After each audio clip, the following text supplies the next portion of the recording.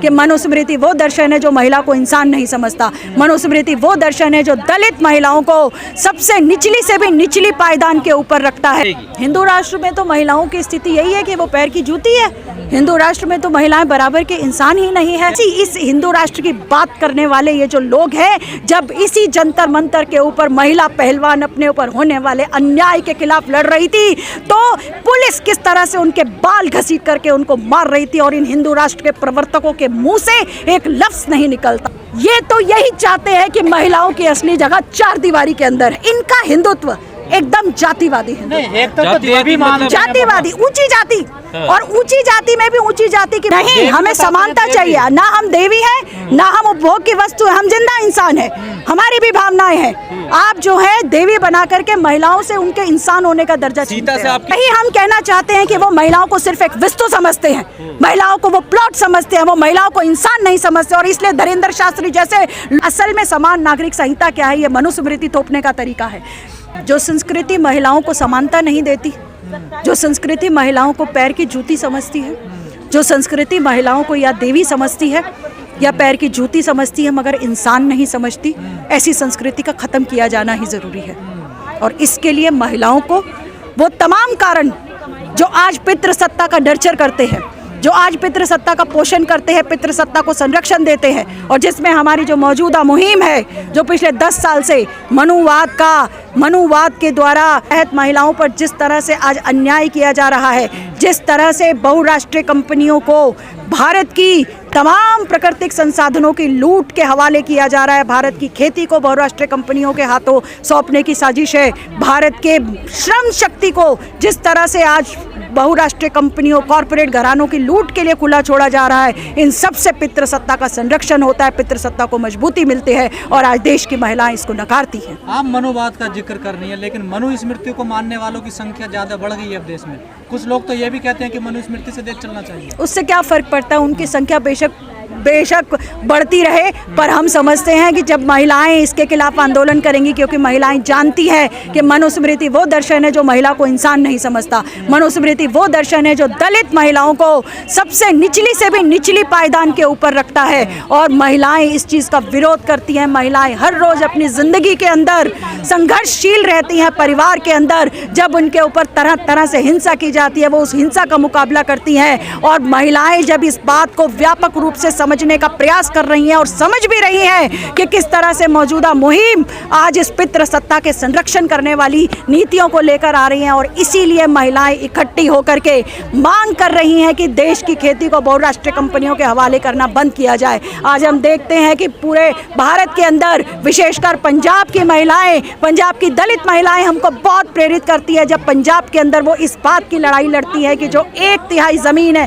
पंचायती ज़मीन है, जिसको दलितों के ऊपर उनका हिस्सा होना चाहिए, और जब जमीन प्राप्ति संघर्ष कमेटी के नेतृत्व में वो कई एकड़ जमीन के ऊपर कब्जा करती है, वो महिलाएं आज प्रेरित करती हैं हमको, और पितृसत्ता का संरक्षण करने वाली इस मुहिम के खिलाफ वो अपने संघर्षों को बुलंद करती हैं। पर धीरेन्द्र शास्त्री हैं जो कि हिंदू राष्ट्र की बात करते हैं, अगर हिंदू राष्ट्र होता है तो वहाँ पर महिलाओं की क्या वैल्यू रहेगी? हिंदू राष्ट्र में तो महिलाओं की स्थिति यही है कि वो पैर की जूती है। हिंदू राष्ट्र में तो महिलाएं बराबर के इंसान ही नहीं है। सीता है सब, बिल्कुल सीता है, पूजा की जाती है नारी की। बिल्कुल, इसीलिए तो हमने कहा ना, हिंदू राष्ट्र में औरत की पूजा की बात की जाती है, लेकिन उसी औरत की पूजा पर हम देखते हैं कि किस तरह से 1 महीने की बच्ची को पैर से कुचलकर मार दिया गया राजस्थान के अंदर, और उन पुलिस वालों को अभी तक भी उनके ऊपर कोई कार्रवाई नहीं की गई। हम देखते हैं इस हिंदू राष्ट्र की बात करने वाले ये जो लोग हैं, जब इसी जंतर मंतर के ऊपर महिला पहलवान अपने ऊपर होने वाले अन्याय के खिलाफ लड़ रही थी, तो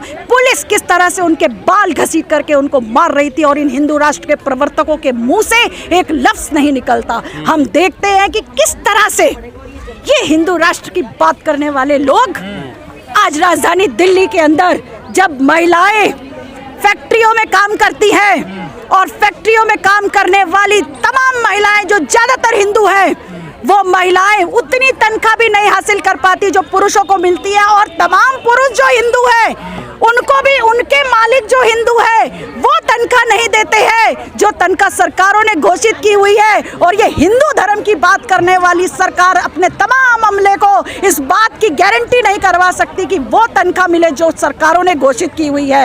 ये तनख्वाह ये जिस तरह की नीतियां ला रहे हैं, आज जब नौकरियों के अंदर ठेकेदारीकरण करते हैं तो औरतों की नौकरियां कच्ची होती है, औरतों की नौकरियों पर कमी आती है। आज तमाम अस्पतालों के अंदर, आज तमाम स्कूलों के अंदर औरतों को बहुत मुश्किल होती है जब उनको ठेके पर नौकरी मिलती है, उनकी नौकरी पक्की नहीं होती है। और नौकरी पक्की ना होने के चलते महिलाओं को आत्मनिर्भर बनने में कितनी मुश्किल होती है, ये हिंदू राष्ट्र के प्रवर्तक इन सब बातों को भूल जाते हैं, क्योंकि ये तो यही चाहते हैं कि महिलाओं की असली जगह चार दीवारी के अंदर है। और इनकी तमाम नीतियों से महिलाएं चार दीवारी के अंदर धकेली जाती हैं और इनकी इन साजिशों को महिलाएं समझ रही हैं और वो उनका मुकाबला करेंगी। मैम, प्रयागराज में हमने देखा जब महाकुंभ हुआ तो वहाँ पर महिलाओं के वीडियो बनाए गए और आरोप ये लगा कि वो वीडियो बिके, मतलब उनकी बोली लगाई गई। स्नान करते हुए महिलाओं, सोचिएगा कि किस तरह से इसको देखती हैं। और उसमें भी जिन आरोपियों के नाम आए हैं, संयोग से वो मुसलमान धर्म के लोग नहीं हैं, संयोग से उनके नाम मुसलमान नहीं है।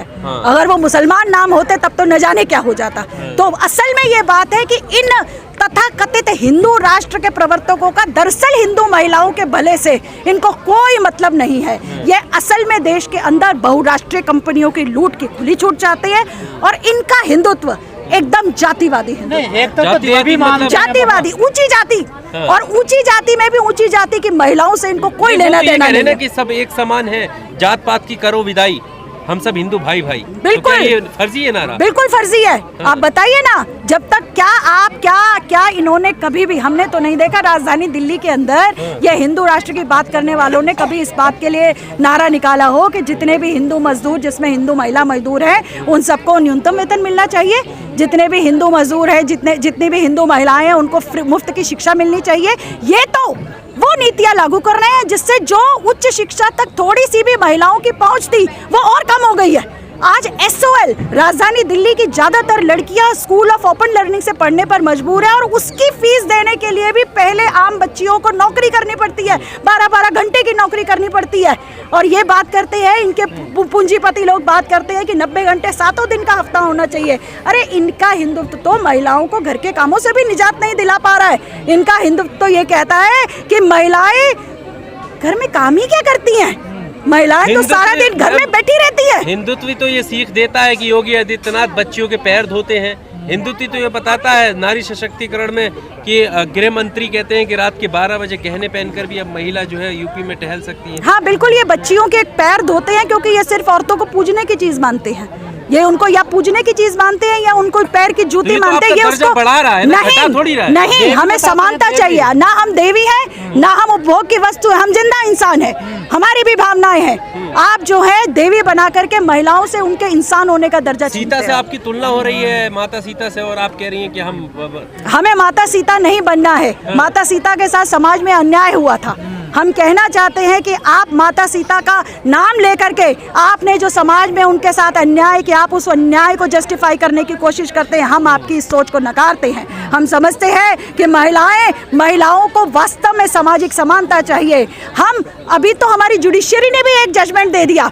अभी हाल ही में एक जज साहब बोल रहे हैं कि जो है अरे मीडिएशन में जहाँ पे उनको कोई हक नहीं था ये सब बातें बोलने का, एक वकील साहब ने लिंक्डइन के ऊपर इसको शेयर किया गया कि भाई जो है ना आपने मंगलसूत्र पहना है, ना बिंदी लगाई, आपके पति को कैसे इंटरेस्ट होगा। इस तरह की घोर पितृसत्तात्मक सोच वाले जजेस को आप भर्ती करके रखे हैं, जबकि महिलाएं बराबरी के लिए लड़ रही हैं, जबकि महिलाएं ये बात कहती है कि ये जो पहचान है कि हम मैरिड है या नहीं मैरिड है, ये सिर्फ महिलाओं के ऊपर क्यों, मर्दों के ऊपर क्यों नहीं। ये किस तरह की आप गैर बराबरी की बात कर रहे हैं। तो कह रहे हैं कि मंगलसूत्र और मांग का सिंदूर ये बताता है कि प्लॉट खाली है या बिकाऊ है, इस तरह के बयान। यही हम कहना चाहते हैं कि वो महिलाओं को सिर्फ एक वस्तु समझते हैं, महिलाओं को वो प्लॉट समझते हैं, वो महिलाओं को इंसान नहीं समझते। और इसलिए धीरेन्द्र शास्त्री जैसे लोगों के ऊपर हम समझते हैं कि इनका एकदम पर्दाफाश किया जाना, और इनका पर्दाफाश हो भी रखा है। और महिलाएं इनका जो जाल है, असल में इस तरह की बातें करके, असल में इस तरह की सोच को सामने रख करके ये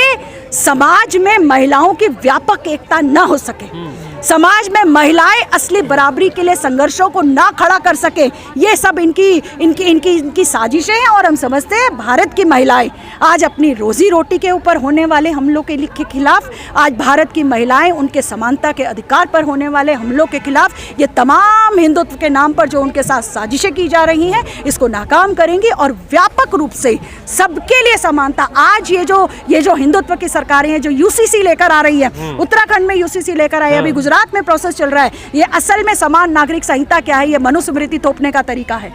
समान नागरिक संहिता के नाम पर दरअसल में महिलाओं के फ्रीडम ऑफ चॉइस के ऊपर, महिलाओं की पसंद की स्वतंत्रता के ऊपर हमला किया जा रहा है। और देश की महिलाएं इसको समझेंगी और समझ रही हैं और इसको नकारेंगी, इसके खिलाफ लड़ाई लड़ेंगी। अब बिहार में जा रहे हैं, धीरेन्द्र शास्त्री कह रहे हैं कि हम हिंदू एकजुट करने के लिए जा रहे हैं। तमाम महिलाएं भी उनकी समर्थक हैं, आस्था रखती हैं उसमें। कोई बात नहीं, बहुत सारी ज़्यादातर महिलाएं ऐसी है जो इस तरह की बातों में आस्था नहीं रखती है। वो अलग बात है कि उसको सामने नहीं लाया जाता है, पर हम समझते हैं कि जब महिलाओं को इस देश में समानता चाहिए, आर्थिक, राजनीतिक, सामाजिक समानता चाहिए, और महिलाएं इस समानता के लिए लड़ेंगी और उन संघर्षों के साथ एकजुटता करेंगी जो महिलाओं को आर्थिक, राजनीतिक समानता दे सकेंगे।